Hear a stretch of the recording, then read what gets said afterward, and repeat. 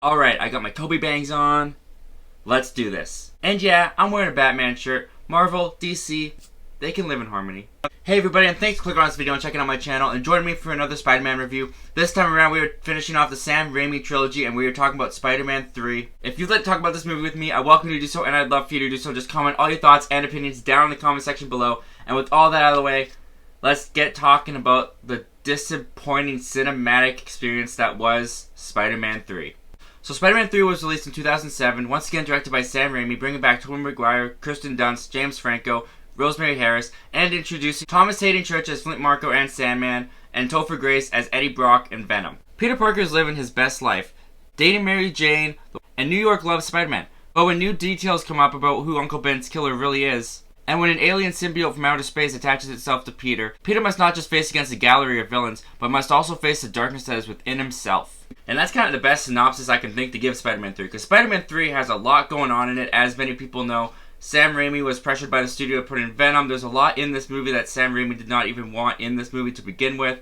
This movie came out in 2007, 3 years after Spider-Man 2, which was a huge success and still is a lot of people's favorites of the Spider-Man movies. And so really going from Spider-Man 2 to this movie, I can see why this movie was so disappointing for many people. Because I was fortunate in 2007 to not watch this movie in theaters. I watched it on DVD when it came out, and I liked it fine when I was a kid. I thought it was alright for many years. I found enjoyment in it with the Spider-Man stuff. But after really sitting down and watching this movie again, yikes. Alright, so let's talk about the cast, because I praised the cast in Spider-Man 2 a lot in my review, and in Spider-Man 3, oh man, I feel so bad for this cast. And before we get to Tobey Maguire, let's talk about James Franco. I feel really bad for James Franco and the character of Harry. How they handled Harry in this movie is so unfortunate, especially how they had him set up. In Spider-Man 1, you see his jealousy and resentment to Peter for the relationship that he has with his father. Then in Spider-Man 2, you get even deeper because he hates Spider-Man so much because he believes he killed his father. And at the very end of Spider-Man 2, he finds out that Peter is Spider-Man and thus is the one that killed his father. They have this brilliant setup for him to be the villain in Spider-Man 3. And what do they do with him? No! Hit my head. Just like this. Come on, little bitch. They just give him amnesia, and then Harry's just all smiley because he can't remember anything from after his father died. Basically, Spider-Man 2 is erased from Harry's memory. Even early on in the film, I don't like how they handled Peter Parker with Harry. After he sees Mary Jane's play, and he runs into Harry outside of the theater, he talks to him like he's just talking to him for the first time. Now, at the end of Spider-Man 2, when Harry finds out about Peter being Spider-Man, that's a big thing. You'd think that Peter would get right on it and try to explain to Harry, hey, this is how it went down, this is how it happened right away. This conversation makes it sound like this is the first time Peter's talked to Harry since the situation of Spider-Man 2. Seeing how in this movie Peter Parker is getting ready to propose to Mary Jane, this doesn't really give a great timeline, but I would assume this is maybe a year later after Spider-Man 2. So why has Peter waited all this time to talk to Harry? It's just one of the things that makes Peter a little bit unlikable in this movie. Okay, let's talk about Tobey Maguire in this movie. In Spider-Man 2, I think they really nailed the character of Peter Parker, and I thought Tobey Maguire gave a great performance. And I actually think that they really matured the character of Peter in Spider-Man 2. In this movie, they've kind of like regressed him. His growth and his maturity that he reached in Spider-Man 2 is completely undone here. He is the most immature, childish he has been throughout this entire series. And it's not like a childlike essence that makes you like him. It's kind of one that makes you just see him as a dope and an idiot. New York now loves Spider-Man. And in Spider-Man 2, you really saw that, like, Peter Parker did this superhero thing, even though he was getting no praise for it. It was basically a thankless job. And that's one of the things that you kind of really respect Peter for. In this movie with New York loving Spider-Man, Peter is, like, always admiring and talking about himself. It makes him really unlikable. Hey, stick around. It's gonna start again in a couple minutes. I see Spider-Man posters in the window. The kids running around with me on their sweaters. I don't know. I guess I've become something of an icon. Spider-Man. Spider-Man. And Tobey Maguire, I don't know, he just gives a really weird performance. I understand that Peter Parker is like on cloud 9, but I don't know. Tobey Maguire just comes off as such a goof in this movie. Oh, I'm so nervous. It's my girlfriend. It's wonderful. The only one that's really given as good as a performance as I think she did in the first two movies is Kirsten Dunst as Mary Jane Watson. But even so, her performance is good, but her character is awful. We have watched Spider-Man 1 and Spider-Man 2, and in those movies we've watched Peter Parker his heart's just calling for Mary Jane, longing for her. Now they're finally together. And this couple is awful. They're awful together. They don't work together. He's being overly supportive to her, and she's constantly throwing it in his face. You are great. That's a critic. Believe me, I know. Spider-Man gets attacked all the time. This isn't about you. This is about me. You can't let it bring you down. You just gotta believe in yourself, and you pull yourself together, you get right back on the horse. And Don't give me the horse thing. I think she's being way too harsh on Peter in this movie. Peter's trying to be over supportive. She's not taking any of it. Their relationship in this movie just seems really toxic. And there isn't really a moment in this movie that I actually like them as a couple. In fact, when Harry gets his amnesia and they kind of have this love triangle going on between Harry, Mary Jane, and Peter Parker again, I'm rooting for Mary Jane and Harry Osborn more than I am for Mary Jane and Peter Parker, because I just found there was more chemistry with Mary Jane and Harry Osborn in this movie. And now let's talk about the villains in this movie. We touched a little bit on Harry Osborn and how he's misused.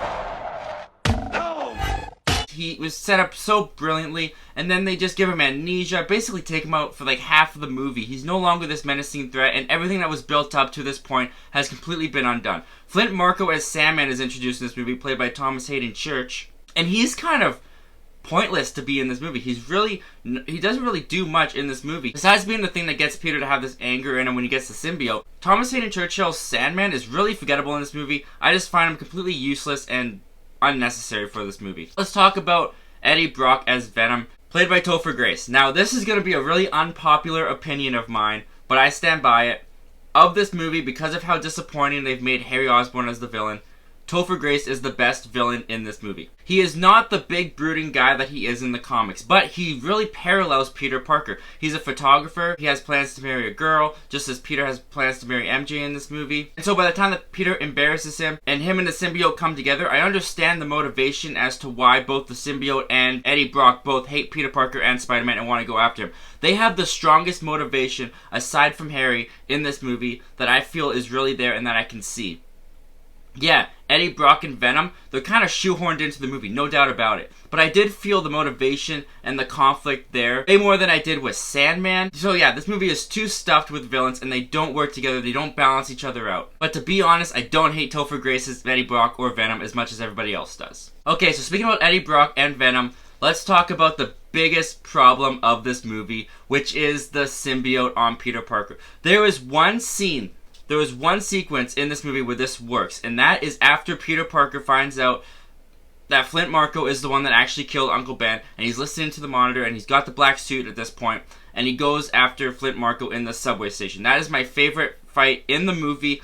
It really captures the anger that this symbiote brings out of Peter, and he goes relentless on Sandman, and it's the only time that the anger and rage that Peter Parker has inside of him comes through the symbiote and works in this movie. After that scene, Tobey Maguire just cannot pull off, as he's been dubbed now, as Emo Parker. He can't pull off the playboy guy that he is in this movie. Anytime he tries to be the ladies' man, I laugh in this movie. It's so ridiculous. Find us some shade. Thanks, Hot Mix. And just the way they handle the black suit, the symbiote, and the way that it affects Peter, like, I don't know if they're trying to do the raindrops keep falling on my head sequence again, but dancing in the street like this just doesn't work. Everyone's talked about it, and it's so true. This just does not work. And because I already found Peter Parker kind of unlikable at the beginning of this movie, this makes me hate him even more. And the character that I love from Spider-Man 1 and Spider-Man 2, I just don't see in this movie. I would say the best thing that Spider-Man 3 has going for it is the action sequences. I really like the action in this movie. When Spider-Man first goes after Sandman in the bank truck, I think that's a lot of fun. And the second fight between Peter and Harry in Harry's mansion, I think is really exciting, really thrilling, and it has one of my favorite lines from Tobey Maguire in this movie. Oh, look at little Goblin Jr. Gonna cry? I laugh at that line all the time.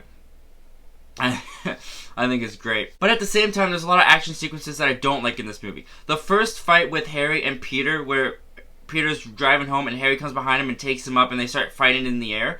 First of all, the CG on that is not holding up. It does not look very good. And this movie came out after Spider-Man 2, and Spider-Man 2 was in 2004. This is 2007. And the effects in Spider-Man 2 hold up way better than in this movie. These effects are not holding up very well at all. But my biggest problem with this fight is that this is Harry and Peter facing off. The previous movies have been building up to this. So why do they add goofy moments like this in it?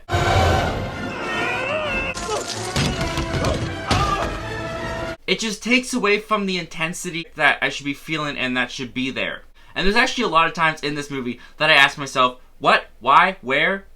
Why? What? Like, I was constantly asking questions during this movie. Here's some examples of this. What is this experiment? Why did they just watch the crane come at them? The rescue of Gren looks really cool, but did they forget about everyone else in the building? Spider-Man just stands there and poses for Eddie Brock. I'm sure there are people still dying in that building. Why do they chant "Kiss Him" at this key ceremony? How childish is this crowd? Posters in the window, kids running around with me on their sweaters. I don't know, I guess I've become something of an icon. Why is he talking about Spider-Man in a public restaurant? Does he not care about his secret identity anymore? Why would Dr. Connors let Peter keep the symbiote if he says he's seen nothing like that before? What is Ghost Norman? He comes in at the end of Spider-Man 2 and they never explain if it's a ghost or if Harry's going insane. But Harry hadn't taken the serum that Norman took at the end of Spider-Man 2. He doesn't take it till Spider-Man 3, so why is he seeing Norman in Spider-Man 2? Where does Harry come from when he attacks Mary Jane? He's not in the room when she enters. And of course, how could they think the dance scene was a good idea? While they were filming this, did no one tap Sam Raimi on the shoulder and say, hey, this is stupid? Even in the editing room, why didn't they cut this out? How does Eddie know about Flint Marko? In the comics, they established that the symbiote can talk to Eddie, but in this movie, it's never established, so there's no reason why Eddie should know about Flint Marko or that Peter is Spider-Man. Anyway, guys, those are just some of the examples of the questions and just head-scratchers that I had from this movie. Spider-Man 3 is not good. It's just not good. I used to think that this movie got more hate than it actually deserved. I used to say that it was actually alright, but after really sitting down and watching this movie, especially after just watching Spider-Man 1 and Spider-Man 2 and really watching this movie, it was incredibly disappointing. Couple good sequences do save it, like the Sandman burst scene. I think it actually looks really good. It's still a spectacle of visual effects work, and I think the score actually is really nice. J.K. Simmons as J. Jonah Jameson is still fantastic, and I love this pill bit. I think it's hilarious. Time to take your pill. Not that one. Not that one.